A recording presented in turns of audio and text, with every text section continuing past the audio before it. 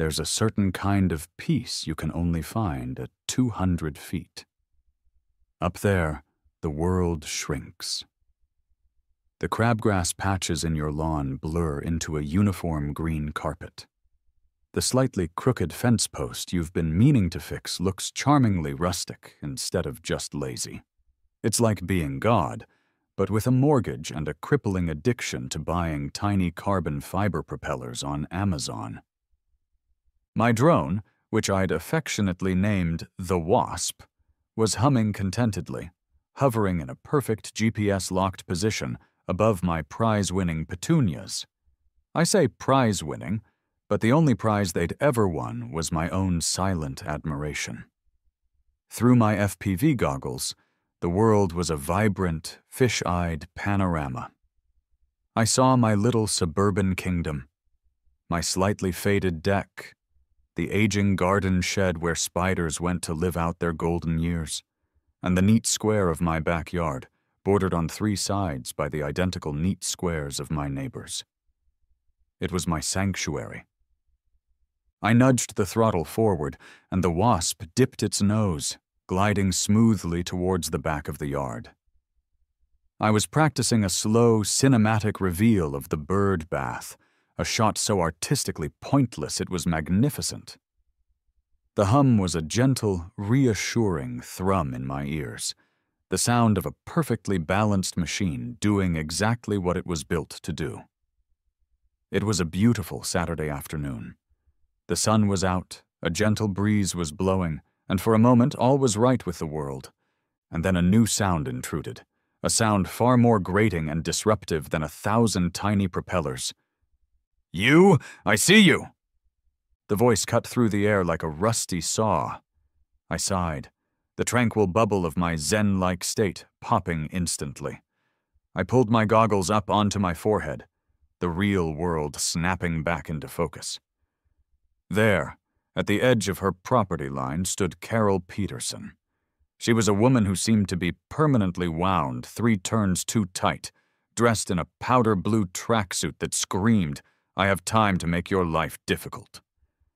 Her hands were planted firmly on her hips, her face contorted into a mask of righteous indignation. "I see that thing!" she screeched again, pointing a trembling finger at the Wasp, which was still hovering innocently over my own property.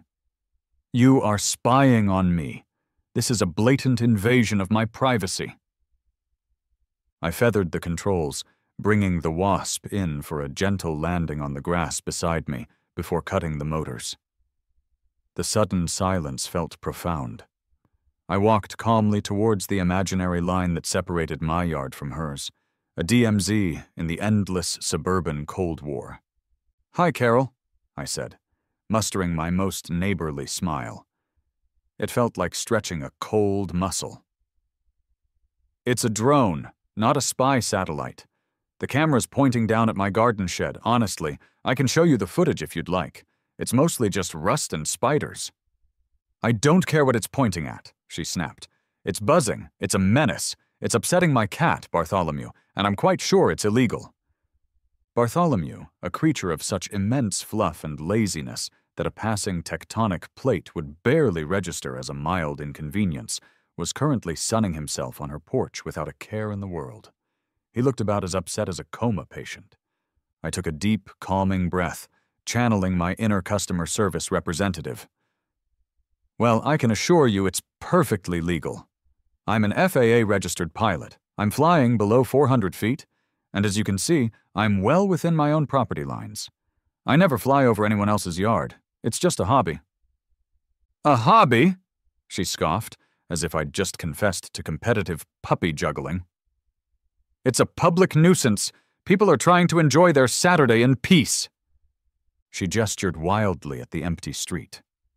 The only other person in sight was Mr. Henderson, from 3 doors down, who was washing his minivan and seemed entirely unbothered.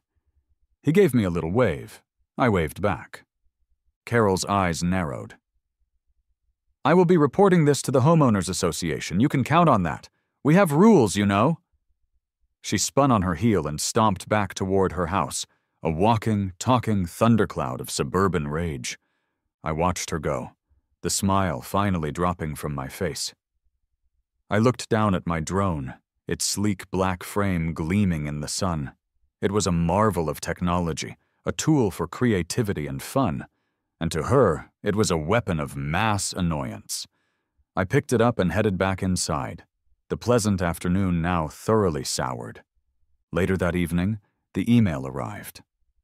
It was from the HOA, a beautifully passive-aggressive document that never mentioned me or Carol by name, but spoke volumes about recent concerns regarding aerial nuisances and the importance of maintaining the tranquil character of our community. It was ghostwritten by Carol. I could feel her righteous fury in every carefully chosen synonym for annoying. My girlfriend, Sarah, read it over my shoulder, a glass of wine in her hand. "Oh boy, here we go." "It's ridiculous," I muttered, scrolling through the email for the 10th time. "I wasn't doing anything wrong." "I know," she said, taking a sip. "But you know what she's like. Is it really worth the fight? Just fly it when she's not home or something." Sarah was the voice of reason, the angel on my shoulder. Normally, I'd listen to her, avoid the conflict, keep the peace. It was the adult thing to do, but as I stared at the email, a different voice started whispering from the other shoulder. It was the voice of petty, glorious, malicious compliance. I wasn't breaking any rules. The HOA email didn't actually forbid me from flying. It was just a warning shot, a strongly worded suggestion. But Carol had drawn a line in the sand. She had weaponized the bureaucracy of the neighborhood against my harmless hobby. She thought she could just complain her way to victory. A slow, mischievous grin started to spread across my face. An idea, terrible and beautiful, was beginning to form. "What?" Sarah asked, noticing my expression. "What are you thinking? I know that look. That's the look you had right before you tried to build a wood-fired pizza oven out of an old filing cabinet." "This is better than the pizza oven," I said, my fingers already flying across the keyboard. I wasn't Googling FAA regulations. I was downloading the complete, unabridged, soul-crushingly tedious HOA bylaws and architectural guidelines. All 128 pages of them. "What are you looking for?" Sarah asked, peering at the screen. It was a wall of text detailing everything from acceptable mailbox colors to the maximum allowable height for a hedge. "A loophole," I said, my grin widening. "A glorious, beautiful, massive loophole." And there it was, on page 73, section 4, subsection B. A series of bizarrely specific rules regarding yard structures, hobby installations, and temporary sporting equipment. There was nothing about drones, not a single word, but there was a whole chapter on the approved dimensions for garden arches, trellises, decorative stakes, and non-permanent lawn decor. My mind started racing, connecting dots that were never meant to be connected. Gates could be trellises. Slalom poles could be garden stakes. A tunnel could be... Well, I'd figure that part out later. The seed had been planted. Carol wanted to complain about a little buzzing drone? Fine. I was going to give her something to really complain about.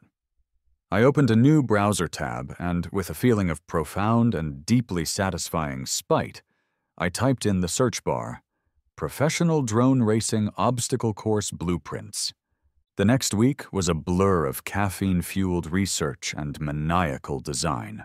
My dining room table, once a civilized place for eating, disappeared under a mountain of graph paper, printouts of the HOA bylaws, and hastily scrawled schematics.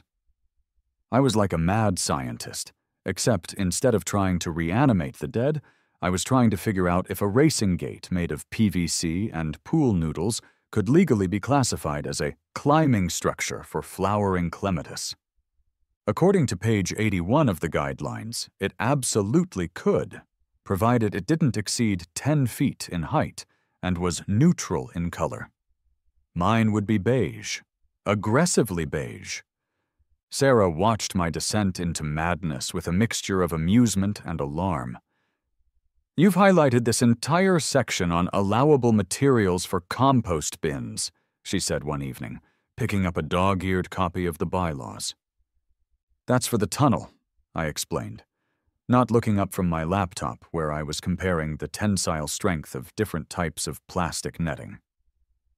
"The chicanes of doom, as I'm calling it, need to be fully enclosed. The bylaws state a compost bin can be up to 5 feet wide and made of weather-resistant polymer. They don't say it has to contain compost." "The chicanes of doom," she repeated slowly. "You've given them names?" "Of course," I said, gesturing to my master plan taped to the wall. "That's the trellis of terror, the slalom of spite, and the big finish line arch is the gate of ultimate victory." "You're spending over $800 on PVC pipe and beige spray paint to annoy the crazy cat lady across the street?" "It's not just about annoying her, honey," I corrected gently. "It's a statement. It's about freedom, artistic expression, and embracing one's hobbies. And also, yes, it's very, very much about annoying her." I'd found a way to make every single piece of the course conform to some obscure rule. The slalom poles were officially decorative garden stakes for supporting saplings. The landing pad was a prefabricated patio foundation tile. I had an answer for everything. I had created a monster of pure, unadulterated, legally sound pettiness. But as I looked at the sheer scale of my design, I realized I couldn't do it alone. The gate of ultimate victory was a 10-foot-tall arch that required concrete footings. That was beyond my weekend warrior skill set. It was time to call in a professional. I found a number for a local contractor, Gus's Grunt Work, whose website looked like it was designed in 1998. It had a 5-star rating and a single review that just said, "Gus gets it done." That was all the endorsement I needed. Gus turned out to be a man chiseled from granite and cynicism. He was probably in his late 60s, with a thick beard the color of steel wool and hands that looked like they could crush bricks into dust. He pulled up in a beat-up Ford F-150, took one look at my suburban house, and grunted. I led him to the backyard, where I had my blueprints laid out on the patio table. He stared at them in silence for a long, long time, his expression unreadable. "So," I began, trying to sound like a normal, well-adjusted client, "I'm looking to install a series of, garden structures." Gus didn't look at me. He just kept staring at the plans. "This one here," I said, pointing to the grand arch, "is the Grand Flora Trellis. It's for my prize-winning roses, and this long, low structure is a weather-resistant compost container access passage. And these are decorative stakes for—" He finally looked up, cutting me off. His gaze drifted past me, across the street to Carol's house. Through her front window, we could just make out her silhouette, peering through the blinds like a sniper in a pillbox. Gus looked at her, then back at the blueprints, then back at me. A slow, knowing grin spread across his weathered face. "Her, huh?" he asked, his voice a low rumble. "Her," I confirmed with a nod. He let out a short, sharp laugh that sounded like rocks tumbling down a hill. "Kid, I've been doing this for 40 years. I've built spite fences so tall they blocked out the sun. I once built a 3-story backyard shed for a guy whose neighbor complained about his barbecue smoke. But this—" He tapped the blueprint for the chicanes of doom. "This is art." I felt a surge of pride. "So you'll do it?" "My neighborhood spite project fee is an extra 10%, he said, not missing a beat. "For that, you get my full creative input and absolute discretion. I'll get the boys. We start Monday." Monday arrived with a glorious roar. At 7:59 a.m., a massive flatbed truck, A full minute before the HOA's 8 a.m. start time for construction noise rumbled down our quiet street and parked in front of my house. It was laden with a mountain of lumber, PVC pipes of varying diameters, huge rolls of netting, and bags of concrete. The sound of its diesel engine was like a symphony of impending chaos. Carol's front door flew open. She marched out onto her lawn in a bathrobe, her hair in curlers, looking utterly scandalized. The truck's air brakes hissed, and two guys in dusty work boots, both built like refrigerators, hopped out. Gus pulled up behind them in his pickup. Construction began. It was organized chaos. The sounds of saws, drills, and hammers filled the air. Gus and his team were artisans of annoyance. They worked efficiently, but loudly. Every piece of wood was measured with a resounding thwack of a tape measure. Every screw was driven home with a prolonged, high-pitched whir from the impact driver. Carol was on her phone immediately, pacing her driveway and gesticulating wildly toward my backyard. She took pictures. She took videos. She yelled things from her porch that were mostly drowned out by the noise, but I definitely caught the words flagrant, unacceptable, and Bartholomew's nerves. By lunchtime on the first day, the footings for the gate of ultimate victory were poured, and the main supports were up. It loomed over the backyard like a skeletal monolith. The sight of it seemed to break something inside Carol.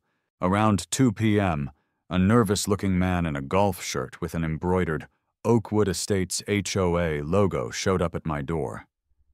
This was Jerry, the official enforcer of beige-colored conformity. Mr. Johnson?" he began, clutching a clipboard to his chest like a shield. "We've, received a number of complaints." "Jerry, good to see you," I said cheerfully, wiping sawdust on my jeans. "Come on back. I'll give you the grand tour." I walked him through the chaos, armed with my binder. It was my holy text, containing the highlighted bylaws, the official architectural submission I'd emailed him last week, which I knew for a fact he hadn't read, and the city permits Gus had pulled that morning.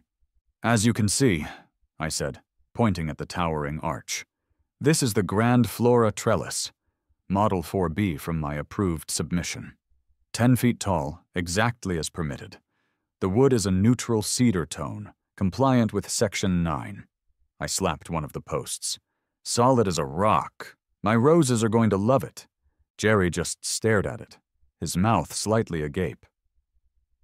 "It's very large for a trellis." "I have very ambitious roses," I said solemnly. I walked him over to the growing maze of PVC pipes. "And this is the sapling support system we discussed. All stakes are under the 4-foot height limit and are spaced at least 18 inches apart, perfectly to code." He looked from the binder to the structure and back again. He was trapped. I had followed every stupid rule to the letter. He was a bureaucrat, and his only weapon was the rule book I had now mastered. He flipped through some pages on his clipboard, sweat beading on his forehead. "Well, it all appears to be in order," he finally stammered, utterly defeated. "Just try to keep the noise down." As Jerry scurried back to his car, I caught Gus's eye. He gave me a slow, deliberate wink before turning back to his work and yelling, "All right, boys, let's fire up the post hole digger. Make some noise."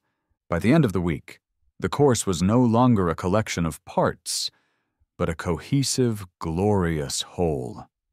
It dominated my backyard, a monument to what a man can achieve with a grudge and a deep understanding of municipal codes. The gate of ultimate victory stood proud against the fence line. The slalom of spite. A series of beige PVC poles weaved a drunken path through the lawn. The chicanes of doom. A 5-foot-wide, 12-foot-long tunnel made of corrugated plastic siding sat squat and menacing in the center, looking for all the world like a giant habit trail for a monster hamster. Carol had been watching the progress with the intensity of a hawk observing a field mouse. Her calls to the HOA had apparently yielded no results, because on Saturday morning, she decided to escalate. She went nuclear. She called the cops. I was out back with Gus, admiring our handiwork, when the squad car rolled slowly down the street. It didn't use its siren, which is how you know the call wasn't about a real crime. It was a classic suburban dispute cruiser, moving at a pace that said, "We are contractually obligated to be here, but we are in no hurry." 2 officers got out. One was older, with a weary face that had seen 1,000 petty arguments over property lines and barking dogs. His name tag read Miller. The other was younger, bright-eyed, and looked like he still believed he could make a difference in the world. His tag said Davis. They ambled up my driveway just as Carol marched across her lawn to meet them, pointing an accusatory finger. "Officers, thank God you're here," she declared, her voice trembling with manufactured drama. "This man," she jabbed her finger toward me, "is building an illegal broadcast tower and an unauthorized airport in his backyard. There are FAA violations. It's a threat to national security." Officer Miller's face remained a perfect, unreadable mask of professional boredom. Officer Davis, however, blinked. An airport. That was a new one. I walked over, putting on my most harmless homeowner face. "Morning, officers. Is there a problem?" Miller sighed, the sound of a man whose soul was slowly being eroded by neighborhood squabbles. "Sir, we received a call about an illegal broadcast tower and an unauthorized airport being constructed in your yard." He said the words "unauthorized airport" with the deadpan delivery of a seasoned pro. "An airport?" I replied, feigning surprise. "Wow, she's getting creative." "No, officer, this is just a collection of artisanal, multifunctional garden sculptures, part of a comprehensive landscape redesign. Would you like a tour?" I didn't wait for an answer. I led them into the backyard. Davis's eyes widened as he took in the full, absurd spectacle. I saw the corner of his mouth twitch. Miller just looked tired. "As I explained to Jerry from the HOA," I began, launching into my now perfected spiel, "this towering structure is the Grand Flora trellis. Fully permitted. The city permit is taped right there on the post. And this is a state-of-the-art compost access passage. Very ergonomic." Carol was yelling from the edge of my property now. "It's for his flying machines, his illegal drones. He's going to have races back here. Think of the children." Miller finally turned to me, his expression unchanged. "Son," he said, his voice low and gravelly, "is this all because she doesn't like your toy plane?" "It's a quadcopter, actually," I corrected gently. "And yes, pretty much." A small, choked sound escaped from Officer Davis. He turned away, pretending to examine a bush, but his shaking shoulders gave him away. He was laughing. Miller just shook his head slowly. He looked at the course. He looked at me. He looked over at Carol, who was now filming the entire interaction on her phone, while providing a breathless, one-sided commentary. He turned back to me, a flicker of something, pity, amusement, respect, in his eyes. He keyed the radio on his shoulder. "Dispatch, car 7. It's a code 7 here. Neighborhood, disagreement. Situation is stable." He paused, then added under his breath, "And hilarious." He walked over to the property line to speak with Carol. "Ma'am," he said, his voice carrying across the lawn, "there are no laws being broken here. It's his private property. The structures appear to be permitted. It's a civil matter." "Civil?" she shrieked. "It's an outrage." "That may be," Miller said, his patience finally wearing thin. "But it's not a police matter. Have a nice day." He tipped his hat to me. "Good luck, man," he whispered as he walked past. As the squad car pulled away, leaving Carol sputtering in its wake, I felt a surge of pure, unadulterated triumph. She had fired her biggest cannon, and it had been a dud. The law was on my side. The victory spurred me on. The course wasn't just going to be functional, it was going to be fabulous.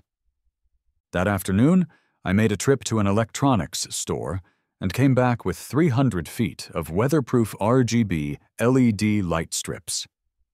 Gus, who had watched the entire police interaction with a proud, fatherly smile, stayed late to help me install them. We ran strips along the edges of every gate, inside the tunnel, and spiraling up the posts of the Gate of Ultimate Victory. That night, I flipped a switch in my garage.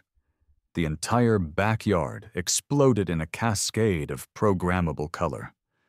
I set the lights to a slow, gentle rainbow wave pattern.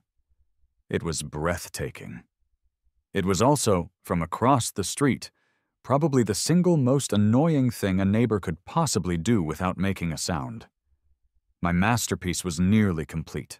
I spent the next few days soundproofing my garage. I put up acoustic foam panels and installed a solid core door. It was now my official workshop and pit stop. It was another layer of permanence, another statement that this wasn't just some fleeting whim. The drone course was here to stay. Standing on my deck, looking at the glowing, silent spectacle in my yard, I knew there was only one thing left to do. It was time to add the drones. I sat down at my computer, a wide grin on my face, and began to type an email to my local FPV racing club. Subject: You are cordially invited to the inaugural battle of Suburbia Drone Grand Prix. The body of the email was simple. It detailed the course, the date, the following Saturday, and a friendly request. To maintain the tranquil character of our community, I wrote, borrowing a phrase from the HOA, please park a block away and walk over. Light refreshments will be served. I hit send. The invitations were out. The final act was about to begin. The morning of the Grand Prix arrived with a palpable sense of destiny. The air was still, the sun was bright, perfect flying weather. I was a bundle of nervous energy pacing my kitchen while Sarah made a pitcher of lemonade, shaking her head the entire time. I can't decide if you're a genius or an idiot, she said, dropping ice cubes into the pitcher. Why can't I be both? I replied, peering through the blinds at Carol's house. It was quiet. Too quiet. Her car was in the driveway. She was home. She was waiting. The thought sent a thrill of anticipation through me. Around noon, my friends started to arrive. They came on foot, as requested, carrying their flight cases and gear bags like a platoon of nerdy soldiers heading into battle. There was Dave, a software engineer who flew with terrifying precision. Marco, who built his drones from scratch and treated them like his children, and a couple of others from the club. They walked into my backyard and just stopped, their mouths hanging open. Whoa, Dave said, his eyes wide as he took in the full scale of the course, its beige pipes and cedar posts gleaming in the sun. The pictures didn't do it justice. This is insane. You built all of this, Marco said, running a hand reverently over the Gate of Ultimate Victory. Because of one lady? Never underestimate the motivating power of pettiness, I said, handing him a lemonade.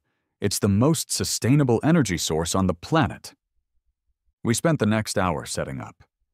A folding table served as the pilot's station. We calibrated our drone controllers, checked our video frequencies, and did a few low-speed test laps. The low hum of the drones was a prelude, a quiet promise of the chaos to come. I took my position, slipped on my FPV goggles, and the world dissolved into the familiar, pixelated view from the nose of the Wasp. The course looked even more intimidating from a drone's eye view. This was going to be epic. All right, pilots, I said into my headset mic. First heat is a go, on the tone. A series of beeps counted down in my ear. 3, 2, 1, beep! 5 drones leaped into the air simultaneously. The peaceful suburban quiet was instantly, violently obliterated by the sound of 20 high RPM brushless motors screaming in unison. It sounded like a nest of the world's angriest hornets had just been kicked. We weren't flying gently anymore. This was a race. My thumbs flew across the control sticks. I punched the throttle, and the Wasp shot forward, banking hard left around the first slalom pole. Sorry, decorative garden stake. I was neck and neck with Dave as we approached the trellis of terror. He went high. I went low, ducking under the crossbeam with inches to spare. The world was a dizzying blur of speed. My heart was pounding. This was the most fun I'd had in years. Then, right on cue, Carol's front door slammed open. She emerged onto her porch, phone already in hand and recording. Her face was a glorious mask of pure, unadulterated rage. "What is going on here?" she shrieked, but her voice was almost entirely swallowed by the high-pitched whine of the drones. We ignored her completely, our focus locked on the race. I dove into the chicanes of doom, the world going dark for a second before I burst back out into the sunlight. Marco was hot on my tail. The roar of the drones seemed to intensify as we flew, a vortex of noise and motion contained entirely within the borders of my backyard.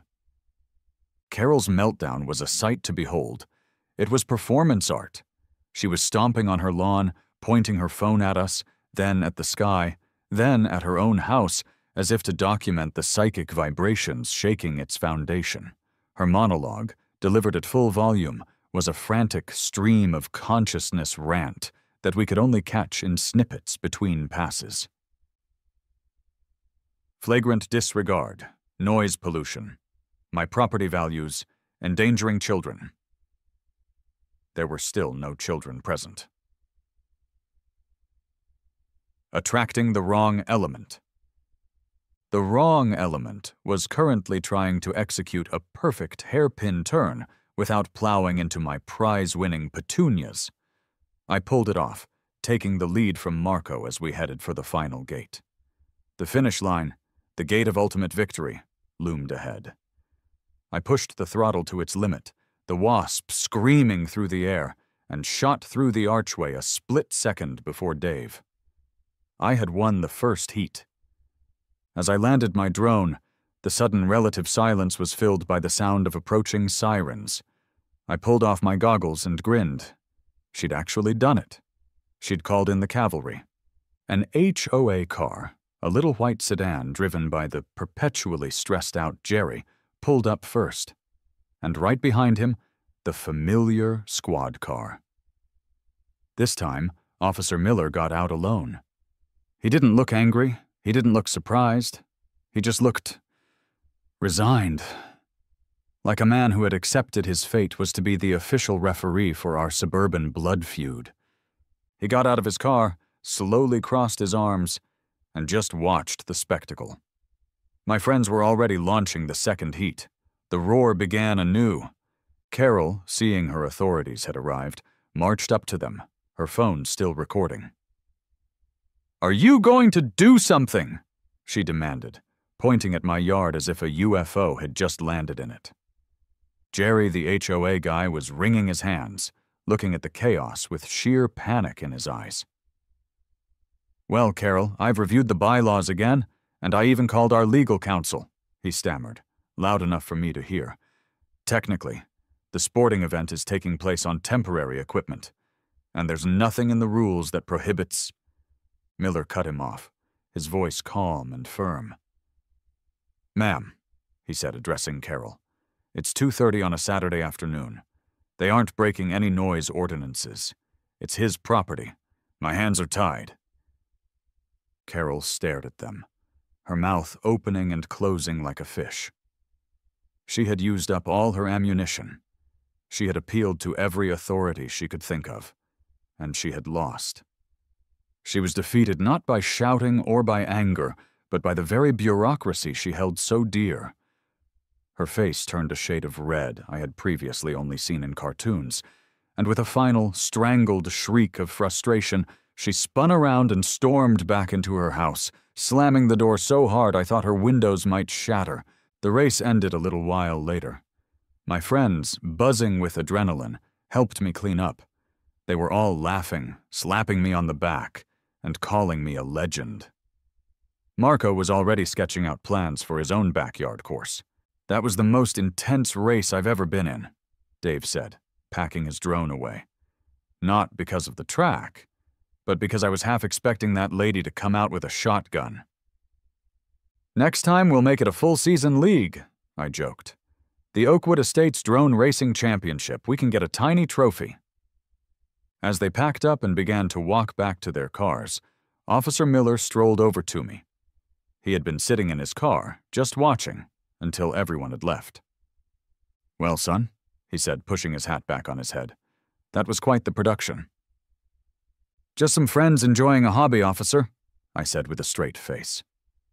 He chuckled, a dry, weary sound. "You know, there are easier ways to handle these things." "Yeah," I admitted, looking over at the silent, magnificent course. "But they're not nearly as fun." He shook his head, a small smile finally breaking through his professional veneer. "Can't argue with that. Just do me a favor. Try to keep the Grand Prix to once a month, okay? My ears are still ringing." He gave me a nod and walked back to his car, leaving me alone in my victorious, silent yard. The weeks that followed settled into a new kind of normal. The course became a permanent, if bizarre, fixture of the landscape. Carol no longer spoke to me. She didn't even glare anymore. It was a cold, silent war, but a war I had decisively won. She installed new, thicker blackout curtains on the windows facing my house, effectively erasing my existence from her view. It was the suburban equivalent of a white flag. The cost had been considerable, over $1,000 in materials and contractor fees, not to mention the hours I'd spent poring over bylaws. But the reward was priceless. I had peace. It was a loud, buzzing, neon-lit peace, but it was mine. I could fly my drone in my backyard whenever I wanted, and all I got from across the street was profound, deafening silence. Something else happened, too. I started to get subtle signs of support from the other neighbors. Mr. Henderson, the minivan washer, gave me a hearty thumbs-up one morning as I was checking the tension on one of the gate nettings. Mrs. Gable from 2 doors down, who I'd never spoken to, left a plate of still-warm chocolate chip cookies on my porch with a note that simply said, "Thank you." I was a folk hero, the quiet rebel of Oakwood Estates. I had fought the law, Carol's law, and I had won. One perfect, cool evening a month or so later, I was out back, not flying, just doing some light maintenance on the LED strips of the Trellis of Terror. The lights were cycling through a calming, blue-to-green fade. It was quiet, peaceful. Sarah came out with 2 bottles of beer and handed one to me. "Enjoying your kingdom?" she asked, a smile in her voice. "All is well in my land," I said, taking a long drink. She leaned against the railing of the deck. "You know, I saw Carol at the grocery store today. She was in the produce aisle, complaining to the manager that the celery wasn't organic enough for Bartholomew." "Some battles never end," I sighed. "She just needs a new war to fight." "Let's just hope it's not with you," Sarah said. She took a sip of her beer, then looked at me with a curious expression. "So, now that this is done, what's your next project?" I looked over at my garage, a sanctuary of tools and possibilities. I looked at the neatly manicured lawn, a blank canvas of green. Then I looked back at Sarah, a familiar, mischievous glint returning to my eye. I couldn't help but smile. "Funny you should ask," I said. "I was just reading an article online. I hear competitive lawnmower racing is about to be the next big thing, and I happen to know for a fact the HOA has absolutely no rules about souped-up engine modifications."